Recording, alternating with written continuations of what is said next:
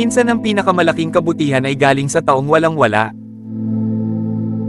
May mga kwento na simple lamang ngunit may aral na kayang magbago ng ating pananaw sa buhay.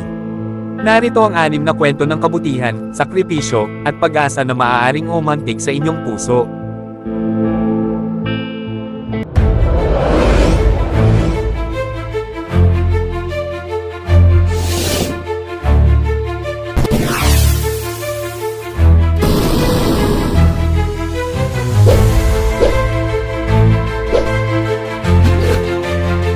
Ang bag na luma.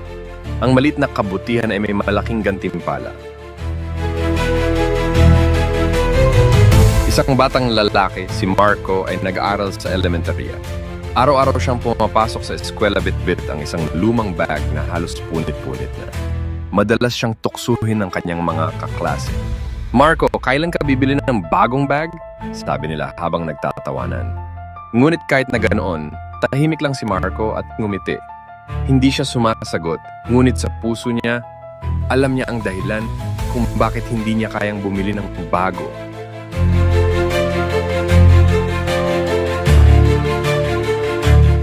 Isang araw habang naglalakad siya pauwi, napansin siya ng kanyang guro, si Ma'am Teresa. Nilapitan siya at mahinahong nagtanong, "Marco, bakit hindi mo nalang palitan ng bag mo? Halos mahulog na ang mga gamit mo dyan." Tumango lang si Marco at nagsabing, "Okay lang po, ma'am. Matibay pa naman po ito." Ngunit nang umalis na si Ma'am Teresa, napaluha si Marco.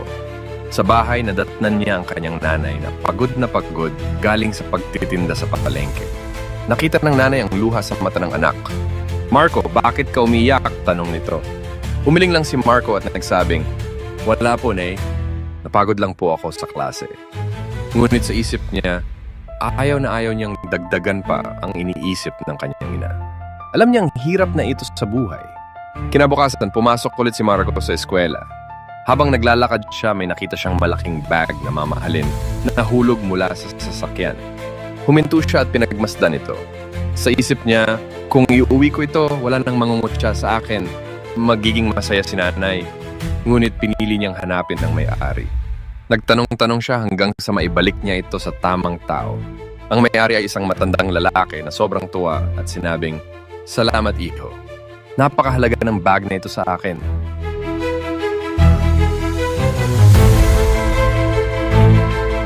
Hindi niya alam, iyon palang matandang lalaki ay isang kilalang negosyante sa bayan. Ilang araw ang lumipas, dumating ito sa kanilang bahay at iniabot kay Marco ang isang regalo. Isang bago at matibay na bag, at higit pa roon, isang scholarship para sa kanyang pag-aaral. Mula noon, hindi na lamang bag ang dala ni Marco, kundi pangarap na unti-unting natutupad dahil pinili niyang maging tapat. Napatunayan niya na ang kabutihan kahit maliit ay laging may gantimpala.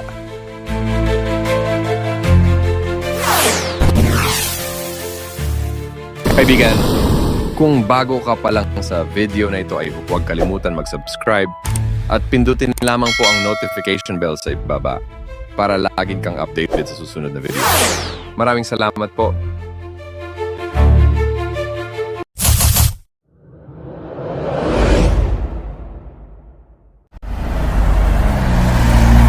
Isang piraso lang na tinapay ang ibinigay niya.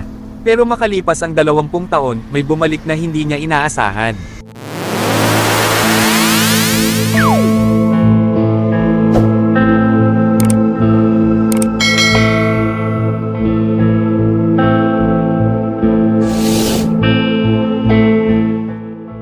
Sa isang tahimik na hapon, may isang batang halos mawalan na ng lakas dahil sa gutom.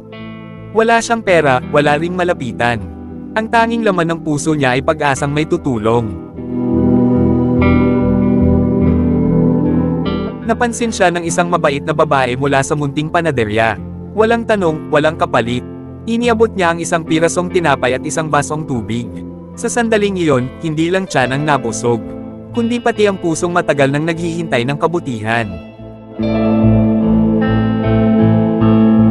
Walang salitang binitiwan ng bata. Pero sa loob ng kanyang puso, may tahimik na pangako. Balang araw, babawi rin ako.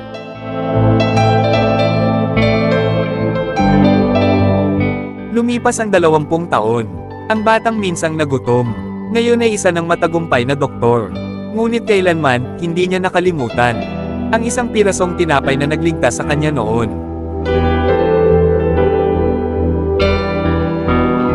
Isang araw, may dinalang matandang pasyente sa ospital. Siya'y mahina at walang kakayahang magbayad. Nang makita ng doktor ang pangalan ng pasyente, biglang bumalik ang alaala ng nakaraan. Walang sinabi ang doktor. Tahimik niyang binayaran ang lahat ng gastusin. Sa resibo, may nakasulat na simpleng mensahe.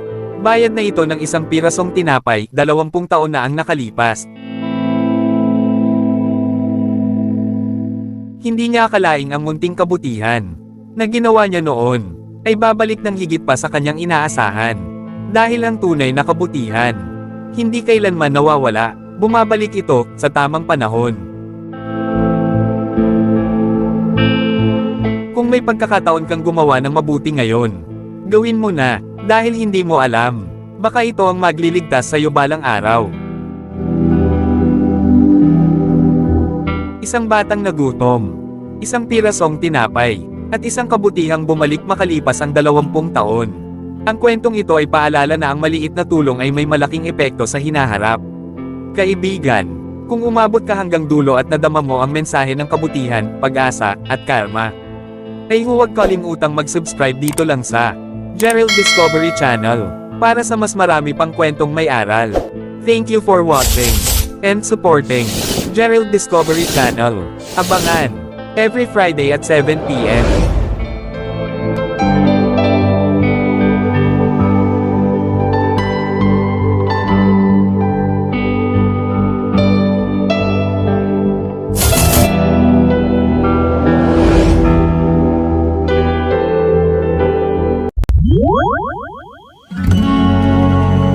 Habang masayang umaakyat sa entablado ang lahat, may isang upuan sa audience na walang laman.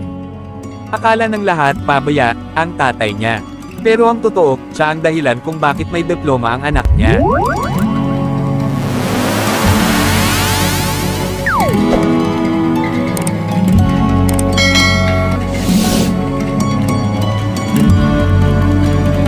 Sa araw ng graduation, nangiti ang mga magulang. May hawak na bulaklak, kamera, at luha ng saya. Pero si Michael, tahimik lang. Paulit-ulit niyang tinitingnan ang bakanting upuan sa likod. Wala ang tatay niya.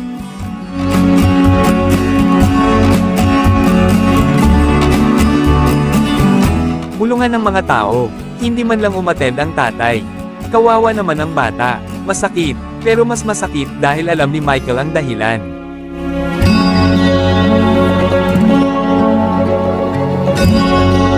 Habang nag-aaral si Michael, ang tatay niya ay construction worker. Araw-araw sa ilalim ng araw. Walang reklamo, walang pahinga. Minsan, wala nang pamasahe pa uwi. Minsan, isang beses lang kumain sa isang araw. Pero gabi-gabi, iisa ang sinasabi.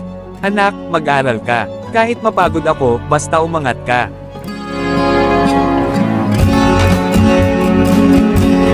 Sa araw ng graduation, may emergency sa trabaho.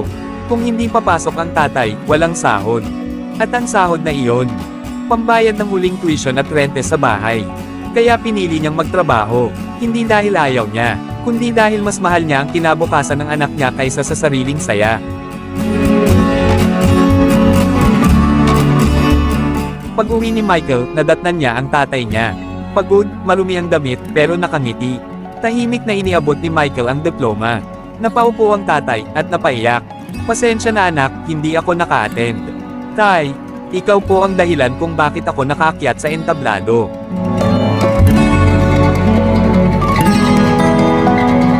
Moral lesson.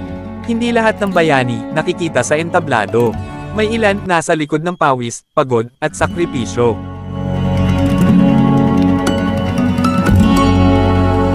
Minsan, ang mga taong tahimik lang, sila pala ang pinakamalakas na dahilan ng ating tagumpay. At ito ang isang nakakaiyak at makabuluhang kwento tungkol sa isang ama na hindi naka-attend sa graduation ng anak, ngunit siya ang tunay na bayani sa likod ng tagumpay. Isang paalala na hindi lahat ng sakripisyo ay nakikita, pero lahat ng tunay na pagmamahal ay nararamdaman. Para ito sa lahat ng tatay na tahimik lang pero lumalaban araw-araw. Kung may tao ba sa buhay mo na hindi palaging nakikita, pero sila ang dahilan kung bakit ka lumalaban araw-araw? Itago comment mo sila dito sa comment section sa ibaba. Kaibigan, kung nagustuhan mo ang kwentong ito, ay huwag kalimutang mag-subscribe para sa susunod na kwentong may aral. Thank you for watching and supporting Gerald Discovery Channel.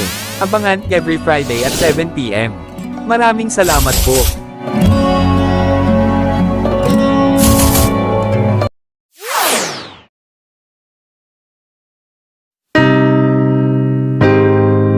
May isang matandang pulubi ang pumasok sa simbahan.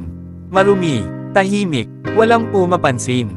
Pero hindi nila alam. May isang aral siyang dala na yayanig sa konsensya ng lahat.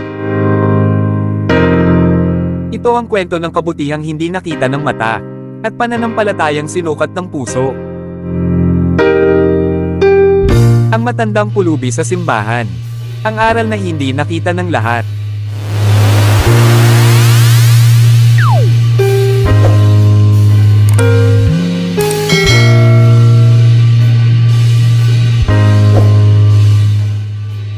Maagang-maaga pa sa simbahan. Ang araw ay dahan-dahang sumisilip sa makukulay na bintana. May mga taong nagsisidatingan. Maayos ang damit, bitbit ang rosaryo, at tahimik na nagdarasal. Isang ordinaryong linggo, o iyon ang akala nila.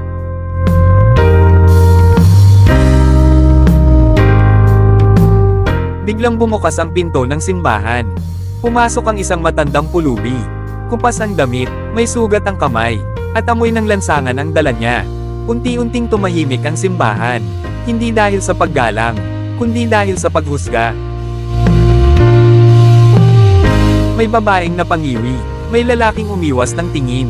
May batang hinila palayo ng kanyang ina. Bulungan ang umalingaw-ngaw. Bakit siya nandito? Nakakahiya naman. Wala ba talagang nagbabantay? Pero ang matanda, nagpatuloy lang sa paglalakad. Tahimik, mapayapa.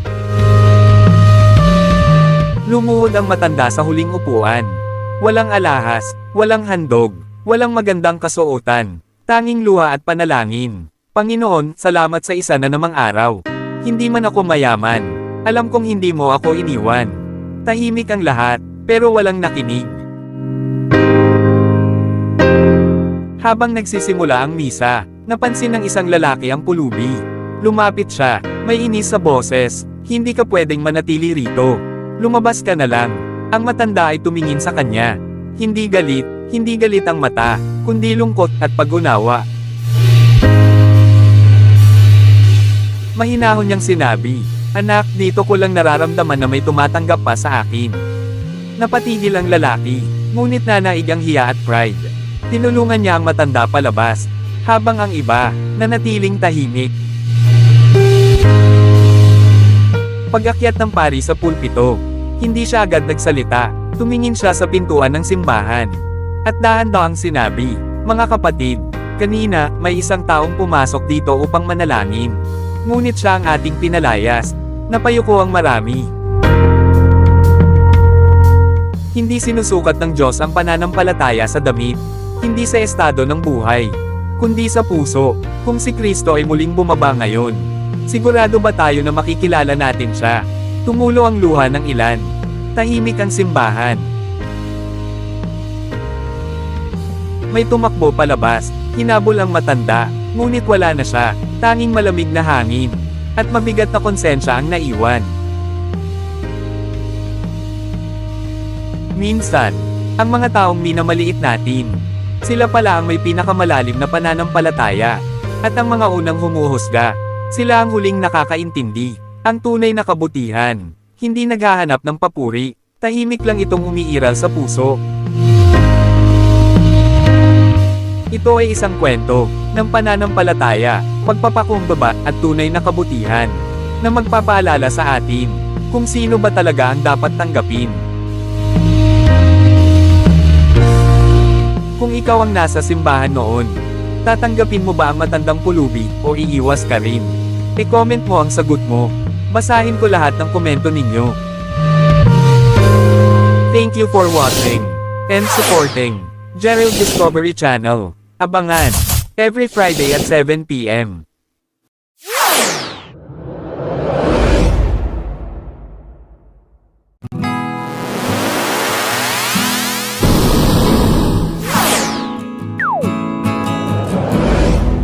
Isang batang kumakalkal ng basura. Pero ang sekreto niya, mas malinis pa ang puso kaysa sa karamihan sa atin. Handa ka na ba sa kwentong tatama direkta sa konsensya? Ang pangalan niya ay Miko. Walang magulang, walang bahay, pero may isang bagay siyang meron na hindi napapansin ng mundo. Kabutihan. Isang hapon, habang naghahalongkat ng bote at plastik, may nahulog na itim na petaka mula sa basurahan. Puno ito ng pera, halagang hindi pa nakita ni Miko kahit minsan sa buong buhay niya. Gutom siya, pagod, at halos walang lakas. Pwede niyang kunin, pwede niyang gamitin. Wala namang makakakita, pero ito ang tanong, kung ikaw ang bata, kakayanin mo bang hindi kunin?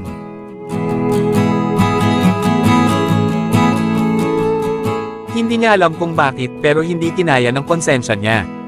Hindi akin ito, sabi niya sa sarili. Hinintay niya ang may-ari. Ilang oras siyang nakatayo sa gilid kahit pawis at gutom.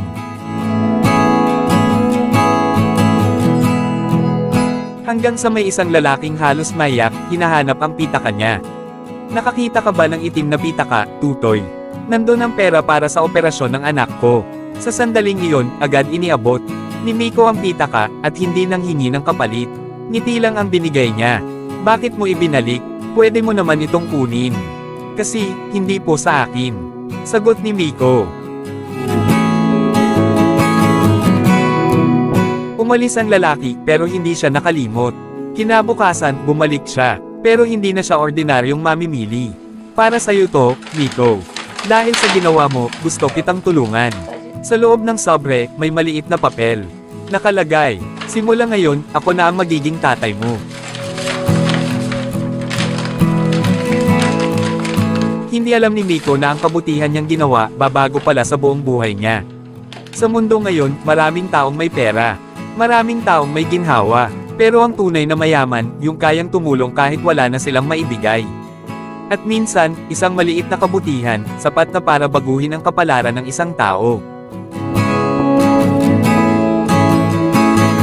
Kung nagustuhan mo ang kwentong ito, may susunod pang mas malalim, mas masakit, at mas makahulugan. Huwag mong palampasin. Next episode, Ang Matandang Naglalako, kwento ng lihim na kayamanan. Subscribe for more heartfelt stories. Watch the full playlist of inspiring stories. Abangan, every Friday at 7 p.m. Thank you for watching and supporting Gerald Discovery Channel.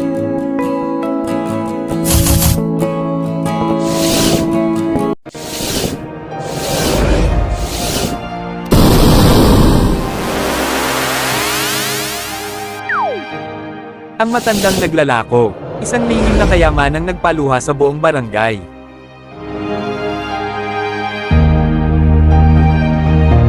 Araw-araw siyang naglalako ng walis, pero walang nakakaalam, siya pala ang pinakamayamang tao sa kanilang barangay. Hindi sa pera, kundi sa puso.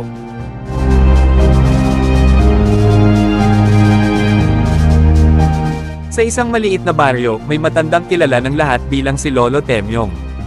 Mahina na ang tuhod, medyo nanginginig ang kamay, ngunit araw-araw makikita siyang nagtutulak ng kariton ng walis.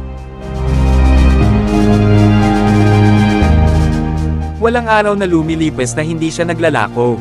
Kahit tirik ang araw. Kahit umuulan. Ay nako, si Lolo na naman. Hindi na napapagod. Para saan pa yan? Wala namang bibili. Sabi ng isang binata na nakatawa. He never fought back. Hindi siya umiimik. Ngumingiti lang. At nagpapatuloy, si Lolo Temyong. Sa kabilang gilid, may isang batang tahimik na nanonood. Si Junjun. Mahirap lang, walang tatay, at may sakit ang kanyang ina. Isang hapon, Nanghihina si Lolo, sumakit ang kanyang dibdib. Napaupo siya sa gilid ng kalsada.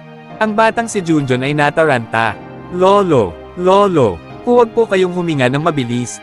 Aani ni Junjun. Tinulungan siya ng batang hindi man niya kaano-ano pero may malasakit. Dinala siya ni Junjun sa lilim. Dito nagsimulang mabunyag ang hindi alam ng buong baryo. Lolo, bakit po ba kayo naglalako pa? Kahit ang hirap na para sa inyo. Tanong ni Junjun. Para din sa inyo, sagot ni Lolo Temyong. Dahan-dahan niyang binuksan ang kaong puno ng lumang papel. Lahat ng iyon ay listahan ng mga batang pinag-aral niya. Mga iniwan ng magulang, mga naghihirap, mga tulad ni Junjun. Mahigit 150 estudyante, pinondohan niya ang pag-aaral. Galing sa pagtitinde ng walis. Noon pala, si Lolo Temyong ay dating principal. Mahal niya ang edukasyon higit sa sarili. Pero nang mawala ang pamilya niya sa isang trahedya, nangako siyang hindi hahayaan ang sinumang batang mawala ng pag-asa. Junjun, simula ngayon, ikaw ang bagong scholar ko. Walang kapalit, walang hinihinging balik, puso lang. Napaiyak si Junjun at niyakap ang matanda. Ang tunay na mayaman ay yung nagbibigay kahit walang-wala. Hindi naghahanap ng papuri, hindi naghahanap ng kamera, sila ang tunay na bayani. Kung nagustuhan mo ang kwentong ito, huwag palampasin ang episode 3. Mas malalim at mas masakit ang kwento ng sakripisyo ng isang ina. Abangan! Every Friday at 7 p.m. Thank you for watching and supporting Gerald Discovery Channel. Maraming salamat po.